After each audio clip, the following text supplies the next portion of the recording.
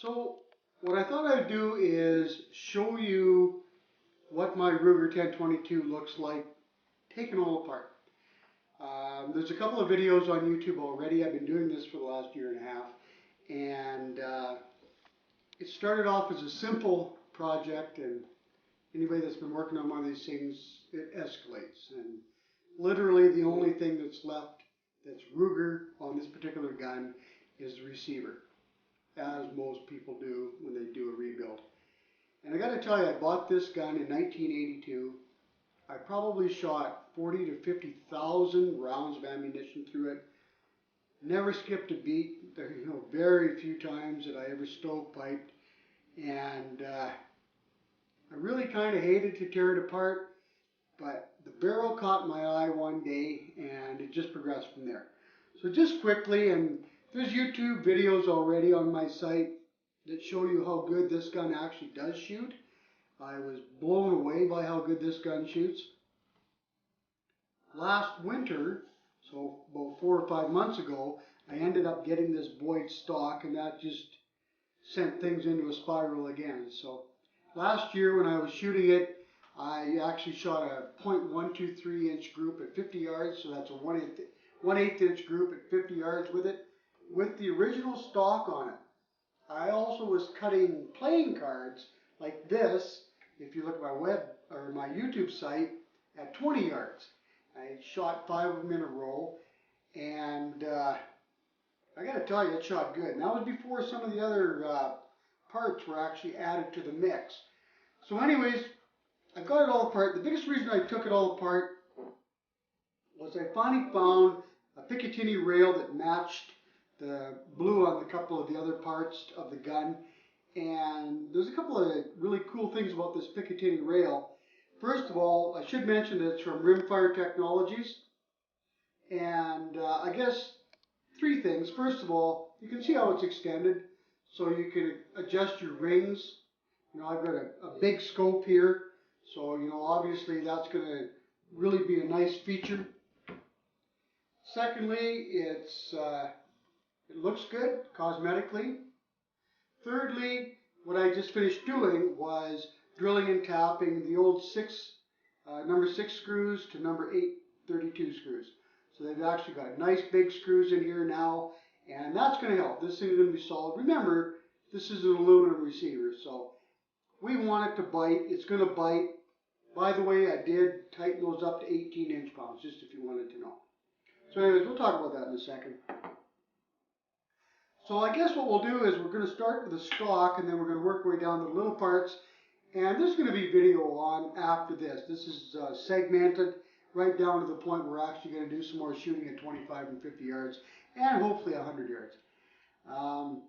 What I did was, when I got this Boyd stock, I put it all together, and the word barrel droop shows up, right? Take it out to the gun range. It looks good. It was free floated. I lost 12 minutes of angle. And I don't know if it's because the old barrel is actually got pressure on it, because there is a point right where the barrel band goes over the barrel that there's pressure. So now, does that make it square, parallel, or putting the big barrel on, is it actually drooping? You know, I don't know if there's an upload or if there's a download to the big barrel. It didn't shoot that bad, but it didn't shoot as good as the old stock. So what I did was, I did 2 things. First of all, and you know, following this, you'll see it. I got a gentleman of mine, a good friend of mine actually, to build me a pillar. So I pillar bedded the action screw. The second thing I did was, and you're going to read about this on a lot of YouTube or a lot of blogs and see it on YouTube sites, this gun has a tendency to move a little bit because there's only one action screw. So what I did was, to alleviate that, I knew the gun shot good with a pressure point. And it's a heavy barrel. There's very little harmonics in a 22 long rifle. So I fiberglass bedded it here. And what I did was, I kept the old stock and I put the barreled action back in the old stock, resighted my scope to my bore sighter, dropped it back in here, taped it off so that it was exactly in line with my bore sighter, and then I knew how much bedding material to put in here. So now I've done two things. I've created a situation where, yeah, the barrel is touching something, so there is a pressure point. And it also is curved. It follows the natural curvature of the barrel. It's not going to wane left or right. Now all of a sudden, one screw isn't such a bad idea. So anyways, and I've shot it already, and there's another video on YouTube that shows you how darn good this gun does shoot. So I believe this little system works. So anyways, I'm going to show you the parts now that I talked about, the stock, and you know, feel free to message me and ask me what I did. There's going to be some more pictures and some more YouTube or some more videos on the YouTube. So what we've got going on just kind of in front of me, this is an old original Scope Chief 4-14 with a 50mm front lens, parallax adjustment. I bought this off of YouTube about 4 years ago. It had never been used. So the glass is literally as perfect as a $1,000 loophole. I can't believe how clear this thing is. I put Weaver tactical rings on it. I want a big bite and they look cool. This is what started everything. This is that Volkswagen barrel. And this really fits an old carbine stock. And this is actually what this Boyd stock is. But I liked the front weight. Then what I did was I got a Volkswagen stabilizer. And we put that on. Does a couple of things. I mean, obviously it stabilizes the bullet. It's a compensator. This thing doesn't move at all. I've got another video on YouTube showing that. It does not move at all.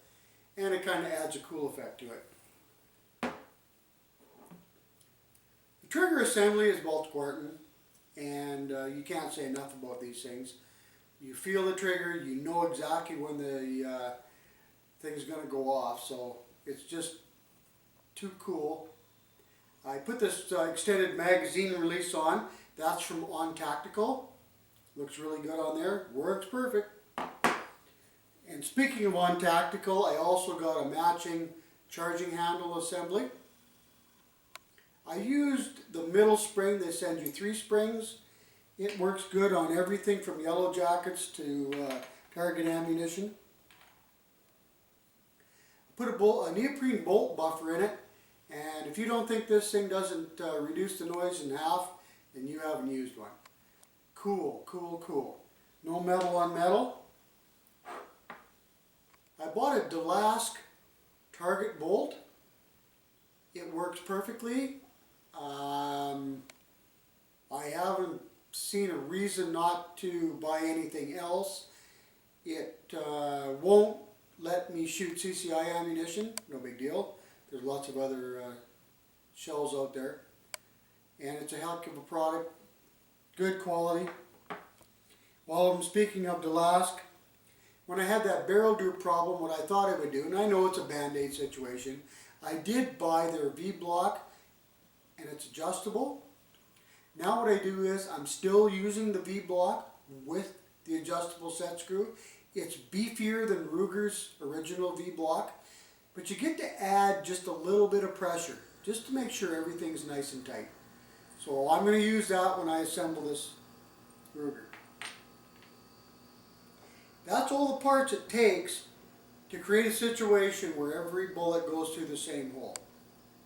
So now that I've got it apart, I'm going to clean it properly, and I guess that's the downside of Rugers, is they're tricky to clean, right? Clean it all up, put it all back together, and as you watch this video, there'll be a couple of cool other little things that I'm going to talk about. And check out the other ones about cutting the cards, that 1/8 inch group at 50 yards. And we're going to hopefully see that we can't make a one-hole 5-shot group at 50 yards with this gun. So we'll see you later.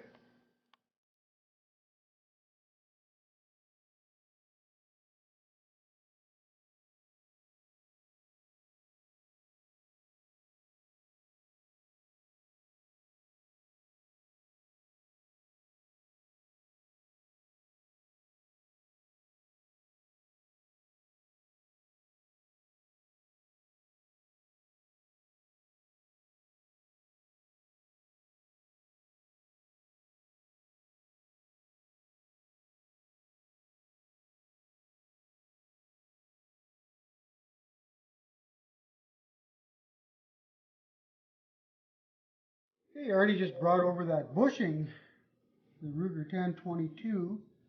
We're going to use this to pillar bed the action screw. So what I'm doing now is just, you can see it needs to be degreased. He's made a beautiful job of making this bushing. It's absolutely exactly what I wanted. So we're going to quickly degrease it, and then we're going to blue it. And the biggest reason is I don't want it to rust at all. I mean, you're never going to see it, but at the same time, somebody spent that much time and effort to build this thing for me. I want it to last, and I want it to look good.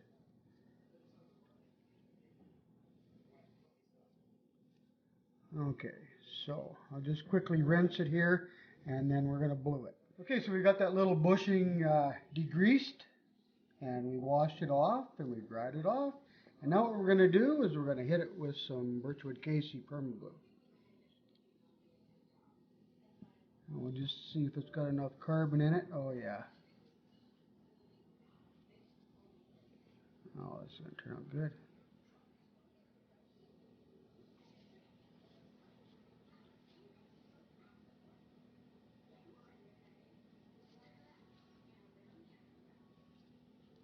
So after we get done bluing it, what you have to do then is neutralize it.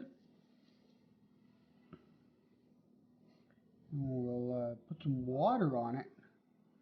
We're just about running out of time here. But it looks like it's taken really quite well. And then I'll put some oil on it.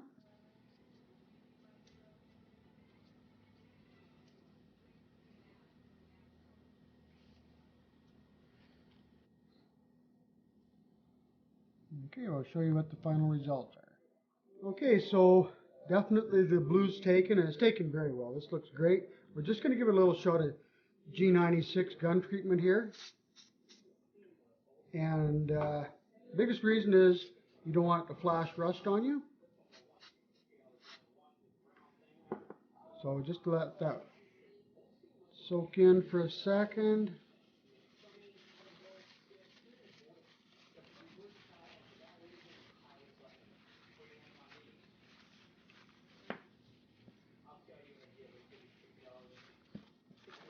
And check this out. How's that for perfect? Nice dark blue. Awesome.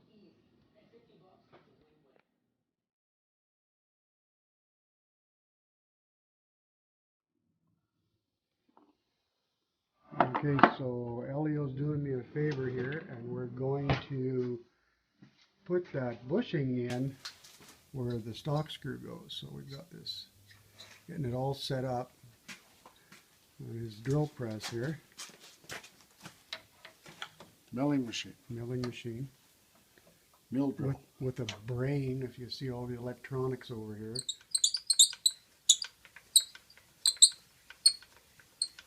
So right now Elio is indexing it. Locating the hole. We're going to get that thing absolutely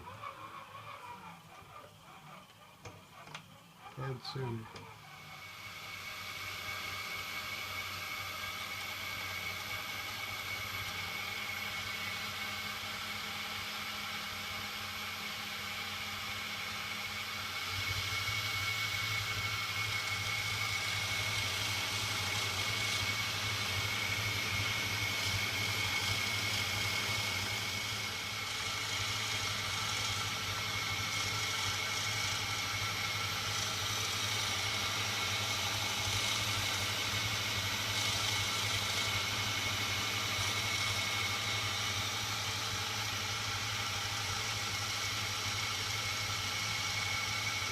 It'll be very little.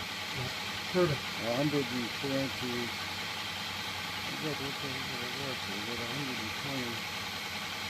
Well, this side says 123, so Okay. 23, 24, 25, 125. Yeah, 125.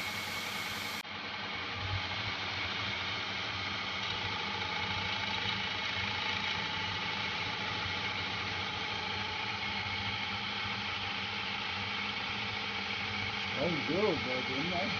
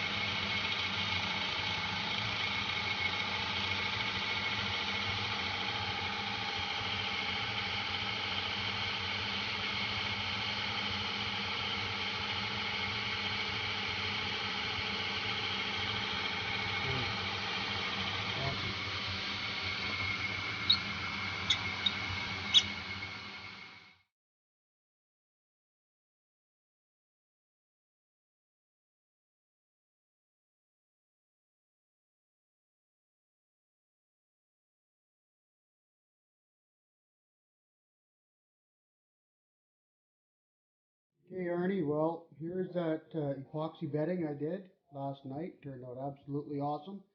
And I just got done coming back from Buddy's place of mine. And check that out, will you? Absolutely 100% perfect. That is bedded just awesome. So thank you very much for making that for me. Hi. Well, we're out at the gun range today, May 23rd, 2015. And my Ruger10 22 project is 100% complete. Put the new Picatinny rail on the other day, and it looks great. The scope isn't sighted in yet, and that's what we're going to do now. We're at the 25-yard range. And we're going to shoot some target ammunition at the 25, at the 50-yard, and if the wind stays down, we'll do some 100-yard shooting too. So let's see how good she shoots.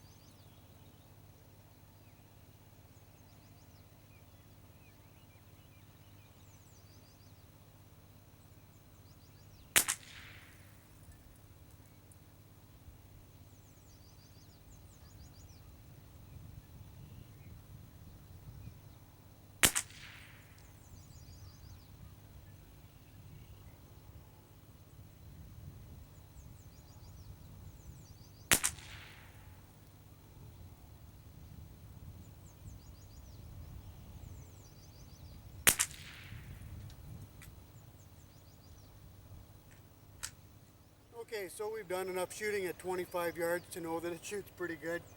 So those first two groups, that was Remington target ammunition. The next three groups were the Federal Gold Match. I didn't do that flare, I saw that thing hit, but I would have had just about a one-hole group there if it wasn't for that one bullet hole.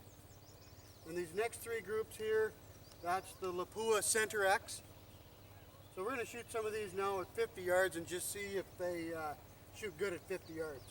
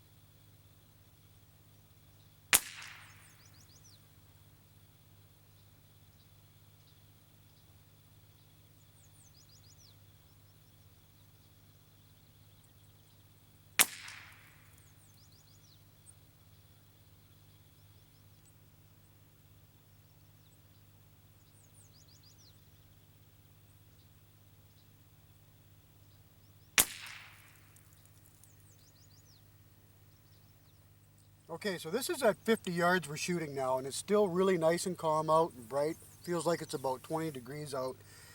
And, you know, with it comes, yeah, no wind, but I had bugs crawling all over me. And this one right here, that was me.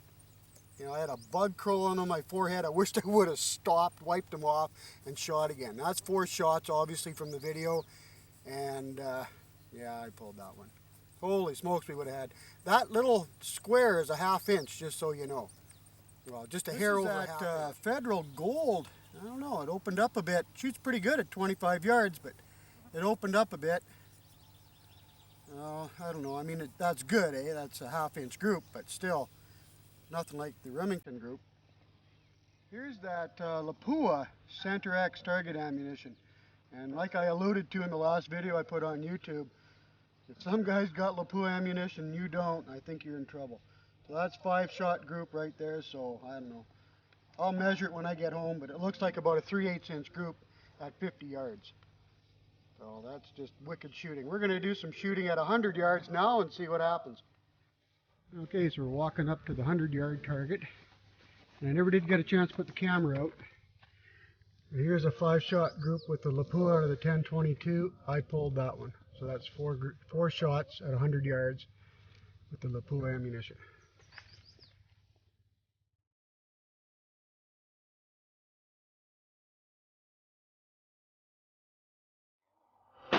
Okay, well, we're done shooting at the range, and unfortunately, there are a lot of people showed up, and I never did get to videotape my 10-22 at 100 yards. But this 5-shot group, this 4 shots here, you can cover them with a dime at 100 yards. I pulled that. I'll admit to that. So anyways, the Ruger rebuild was an absolute success. Don't know if I'll do it again or not, because now I do have the best shooting 22 I've ever had. So thanks for watching, and we'll talk to you later.